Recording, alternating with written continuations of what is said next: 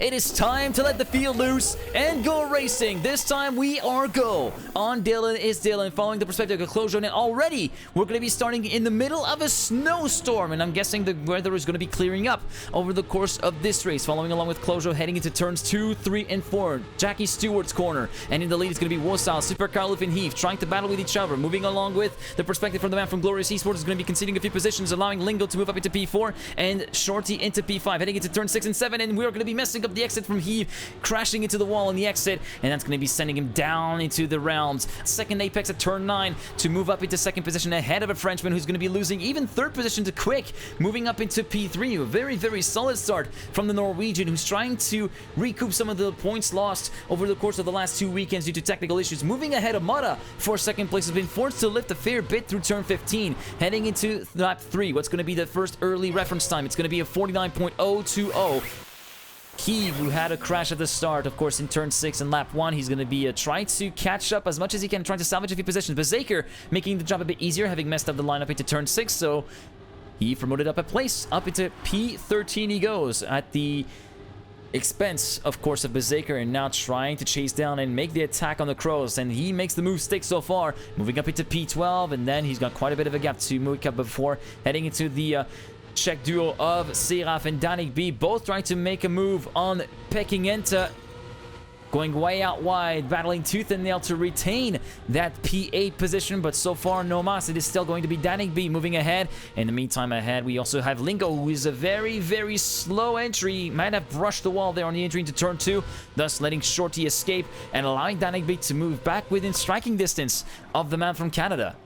Heading into the pits then, Wosal at the end of lap 10. That was the wise strategy. 11% left on the tires, almost down to the tread, as we're seeing also Dexter heading into the pits. But Kvik decides to continue on. I mean, he has 14% of tires left in the in terms of life. Same goes for Shorty, actually, who might have had the right idea to try and go for the 11 lap stint. But does the time gain on track in clear air offset the difference that's been made by going a little bit faster and consuming a bit more tires? Now, following the perspective of Kvik, winner of the inaugural race of the season, of course, down on Daku Raceway. Shorty is going to be following him in a few seconds into the pit lane. And there goes Kvik. Wosal moving up into the lead of the race, of course, having a full lap to get himself back up to speed. He will be, of course, widening the gap quite significantly compared to Kvik. Lingo moving up into second at the expense of Kvik. Dexter as well, moving up to third place. Kvik fourth, and now we're going to be seeing from the perspective of Mata. We've seen him a little bit before in practice, of course, as we're still following along the Australian Penguin, reigning TMGL champion, qualified, of course, for the Trackmania World Championship Finals in Montpellier in late November. And we're just going to be following along the Australian, who's taking the liking to TMFL as he catches a big time at the exit of turn 9 and turn 10 to Kvik just up ahead for P4. As Kvik is continuing to try and find his footing on this fresh set of tires here that he took on lap number 11. And you can see the difference, about 10% in terms of tire wear and freshness. Oh, we were very close to hitting the wall there on the inside on the other side of Quick, but he was forced to overcorrect, allowing him, well, basically slowing him down and allowing Mata to move through into P5, heading in P4, even heading into turns 2, 3, and 4. The Jackie Stewart complex of corners, heading into lap number 18. Are we going to be seeing a stop at lap number 20? Are we going to be seeing an 11 lap stint? Courtesy of Dexter. We're going to have to wait and see. Same for Wosal. In the meantime, a bit of a slow turn 16 allows Lingo to move up into second position for Team Evo White, the Canadian. Currently running very, very lean in terms of fuel. Currently sitting at 14.8 liters in the tank. Slow exit from turn 6. Coming to see of Dexter, allowing Lingo to move back up into second position. Whereas Lingo will go for one last lap. Remember, we're averaging around 7.5 liters of fuel usage per lap here on Dylan and Dylan, but he's going to be hitting the wall. Dexter, who's going to be right there. And actually, Dexter was looking very slow, so Kvik is going to be the net beneficiary of both of these mistakes. Allow Kvik and Dexter even to catch up, so the Canadian's in a second, but doesn't get the right lineup for T10. He's super slow coming from turn 10, so Kvik didn't need that much more of an invitation to move through into P2. Of course, that mistake might have been brought up by the low tire capital that he's currently on right now, as we're seeing Wosal heading into the pits. Quick will be extending for one more lap at the very least. Lingo running on 3.2 liters of fuel left will be heading into the pit lane to come for a complete stop. Same for Dexter and Mora and Super Carlof as well. Danigby is in, and Heave will be staying out. Seraf comes in, Shorty stays out, comes into the pit lane. Meanwhile, Marius, 37% of tires left. He's going to be going out for another lap. So Quick inherits the lead once again.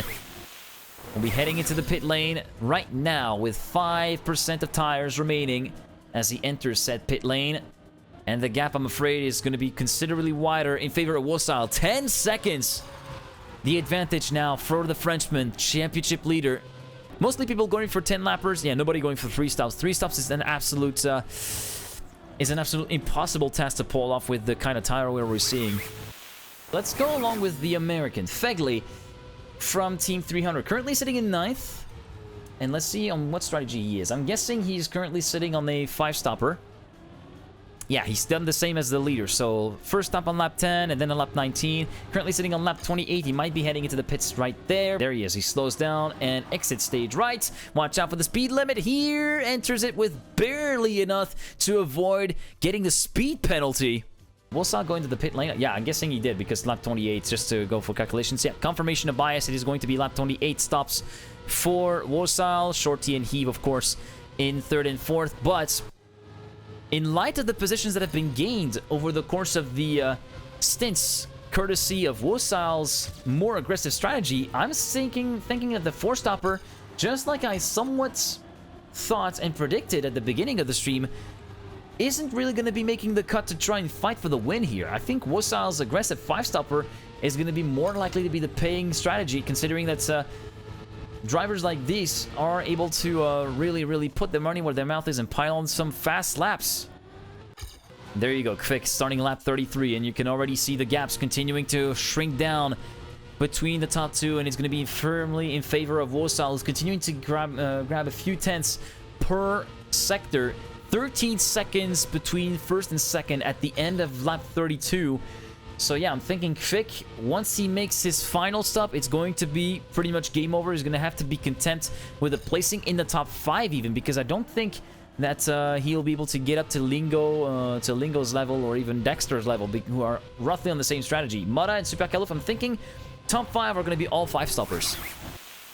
So there you go, final lap of this stint here on the part of Wosal, who's got decidedly a bigger fuel tank compared to Lingo, or at least better fuel management compared to Lingo, who's been running a little bit leaner, or maybe not stopping as much for fuel when it comes to making his pit stops. As you can see, 5.7 liters of fuel left for Lingo, heading into the final lap, which should be enough. I mean, we're already midway through the map, turn 9.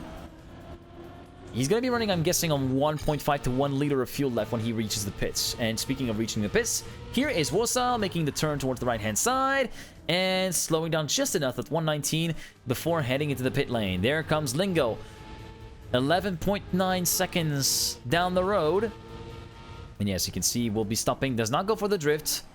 1.8 liters of fuel left in the tank heading into the pit stop. Dexter also coming in. Quick will be staying out. Look at this. The gap. Wosal Quick. 6.1. This is not enough to try and compensate with an offset 4-stopper. This, you can see Wosal. Holy. Yeah, you can see. This is basically when you see drivers dipping below the 30% range and starting to get the car that's his real sketch underneath them, not as planted. Wosal can just eat them alive. Look at the gap. It was 5 seconds a few rounds ago, remember. Now it's down to 1.4, and we're heading into the next lap for Quick with 12 seconds left remaining. You can see the name tag from Quick further up the road. I don't think the undercut will work.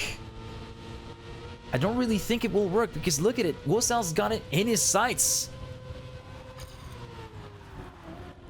He's got him in his sights, and yes, he might be getting back ahead of Wosal on track pick, but again, fresher rubber, I'm sensing the gap is still going to be close and allowing Wosal to be a little bit more assertive. But yeah, Quick, lap 44, there he's going to be coming in, and he's going to get overtaken before even going into the pits. There he is. Look at the exit before turn 14. And once again, the lead changes on track, and this time it might be for good as Kvik effectively got overwhelmed by Wosile heading into the pit lane right now. And there you go. You can see he departs with 71 liters of fuel left. Kvik is out of this one. So yeah, P2 might be a somewhat good salvaging situation in terms of points. In the meantime, are there any interesting battles? I guess Lingo versus Mutta for the last spot on the podium. This could be interesting, as Mutta currently holds the fastest lap of the race so far. 0.625, courtesy of the man from the Alliance. And you can see Mutta just going all in on this attack into turn 5, turn 6, and Lingo going so slow into turn 6 as well, not having the most optimal of exit, and that's going to be making the move pretty much done and dusted for Mutta. But in the meantime, the star of the show, yet again, for the third time in 3 consecutive races, Wuzil will be your winner in TMFL.